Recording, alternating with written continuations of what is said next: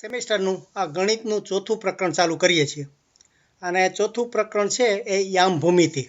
એટલે આપણે જે ગણિતના મુખ્ય 3 વિભાગ છે, અંકગણિત, બીજગણિત અને ભૂમિતિ, તો એમાંનું આજે એક આ ભૂમિતિનું છે. અને ભૂમિતિમાં પાછું આપણે આજે યામ ભૂમિતિ શીખવાના છીએ. હવે યામ ભૂમિતિ એટલે શું અને એનો ઉપયોગ શું એ પહેલાં થોડી વાત કરીશ. કે આપણે અત્યારે જે આ ફોન કરતા હોઈએ છીએ કે ભાઈ ઇન્ડિયાથી હું તમને અત્યારે ફોન કરું તો તમને વાયર વિના કેવી રીતે પહોંચે છે? તો જે સિદ્ધાંત છે ભૂમિતિનો, યામ ભૂમિતિનો નિયમ, એનો ઉપયોગ ત્યાં થાય છે કે હું અહીંથી ફોન કરું, એ મારા ટાવરમાં અવાજ જાય, ત્યાંથી આવી રીતે આકાશમાં જે સેટેલાઇટ 24 પૃથ્વીને ફરતા છે એના ઉપર એ અવાજ જાય, ત્યાંથી તમારે અહીંયા જે અમારી ઉપર જે બીજું સેટેલાઇટ ફરતું હોય એ ત્યાં આવે, ત્યાંથી અમારા ટાવર ઉપર આવે અને ત્યાંથી પછી આ ફોનમાં આવે. એટલે આવી રીતે આપણે દુનિયાને બીજે છેડે પણ આ ફોનનો ઉપયોગ કરી શકીએ છીએ. અને આ જે અવાજની દિશાને બધું જે નક્કી કરીએ છીએ એ બધો ભૂમિતિનો ઉપયોગ થાય છે. એટલે આ તો ખૂબ જ અઘરામાં અઘરી ભૂમિતિ આવે છે, પણ એનો પાયો અહીંથી જ શરૂ થાય છે. આજે આપણે શીખવાના છીએ એટલે ભૂ એટલે જમીન, મિતિ એટલે માપ. એટલે જમીન ઉપર જે આપણે બધા માપ કરીએ છીએ એના માટેનું આ ગણિત છે. અત્યાર સુધી આપણે પહેલાં શીખી ગયા હતા કે એક લાઈન ઉપર બધા નંબર આપતા હતા કે આ સુરેખ, આપણે એવું કહેતા હતા કે સુરેખ હોય એટલે સુરેખ એટલે શું એટલે સીધી અને રેખ એટલે રેખા. એક સીધી લીટી હોય એના ઉપર આપણે આ 1, 2, 3, 4 આવી રીતે માઇલ હોય કે ધારો કે રાજકોટથી અમદાવાદ હોઈએ ને એના માઇલસ્ટોન હોય આવી રીતે. હવે આ યામ ભૂમિતિમાં શું છે, આને આ વસ્તુ એક સીધી લીટીને બદલે આખો વિસ્તાર હોય, આખી સપાટી હોય, એના ઉપર આપણે માપ કાંઈ મૂકવું હોય તો શું કરાય? તો એને માટે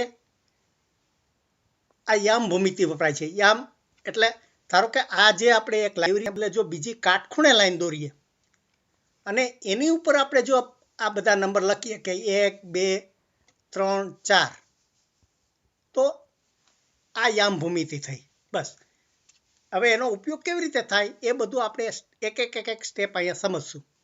કે આ 2 રેખા થઈ તો આ 2 રેખાને એણે 2 જુદા જુદા નામ આપ્યા કે આને એક્સ અક્ષ કહે, એક્સ કોઓર્ડિનેટ, અને જે ઊભી લાઈન છે એને વાય અક્ષ એટલે કે વાય કોઓર્ડિનેટ, આવું જે નામ આપે છે. પછી આપણે આ જે ભાગ પડ્યા એને આ નંબર છે એને આપણે બીજી દિશામાં પણ લંબાવી શકીએ. આ જે લાઈન છે અહીંયા જો 1 કર્યો હોય તો અહીંયા માઇનસ કરાય, -2 કરાય,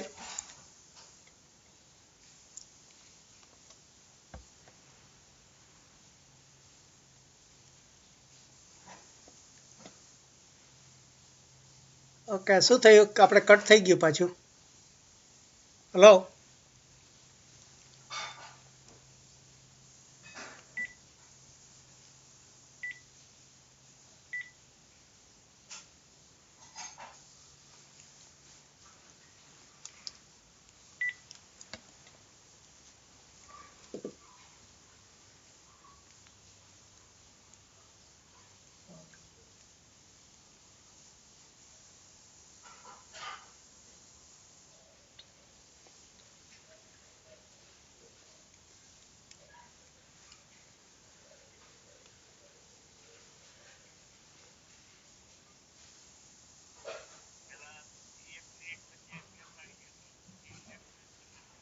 એટલે તમારે મને લાગે કે ત્યાં કમ્પ્લેન કરવી પડશે, કાંઈક નેટવર્કનો પ્રોબ્લેમ છે. અમારે આવી રીતે કોઈ સાથે નથી થતું. તમારે જો કટ થઈ ગયું એટલે કનેક્શન ડિસ્કનેક્ટ થઈ ગયું. એટલે કંઈ વાંધો નહીં, હું પાછી ચાલુ કરું જોઈએ. હે ના, તમારે ખબર નહીં, એટલે કાં કમ્પ્યુટરમાં પ્રોબ્લેમ છે ને કાં નહીં તો નેટવર્કનો. પણ કારણ કે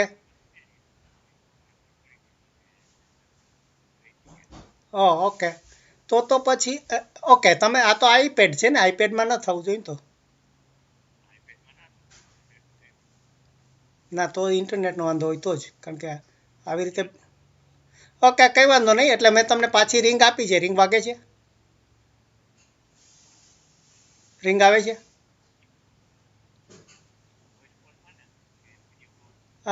એટલે સ્કાઈપમાં ખાલી ઓડિયો કોલ જ કરું છું હું. એ તમારે આમ તો ગ્રીન બતાવે છે. તમારે ત્યાંથી કરો જોઈએ વિડીયો નહીં, પણ પેલું જે પેલો જે ફોનનું નિશાન બતાવે છે ને, કે એવું નથી. આ તમારે ઉભા રહો, કંઈ નહીં, મેં પાછી ટ્રાય કરી. ના, તમારે કંઈક પ્રોબ્લેમ જ છે. જો અત્યારે રિંગે નથી આવતી ને તમને. હવે ત્યાંથી તમે મને આપો જોઈએ રિંગ તો. એટલે તમારે વિડીયો નહીં, પણ પેલો બીજો ફોનનો નિશાન છે ને, એને ક્લિક કરો. યા એટલે વોઇસ કોલ લખ્યું છે કે સ્કાઈપ કોલ?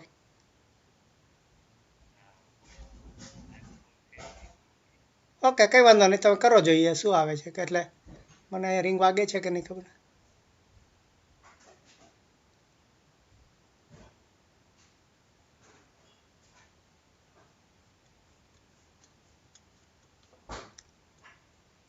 બરાબર, 1 મિનિટ. યા હું પહેલાં ભૂલથી બીજાને કરતો હતો. હું પાછો રિંગ આપું તમને અહીંથી. યા હવે વાગે છે. હું પહેલાં ભૂલથી બીજાને ઉપર ક્લિક કરું. યા ઓકે, તો હું હમણાં આ પેલો ફોન બંધ કરું છું. અને હવે પાછું પેલું ડેસ્કટોપ શેરિંગનું કરું છું.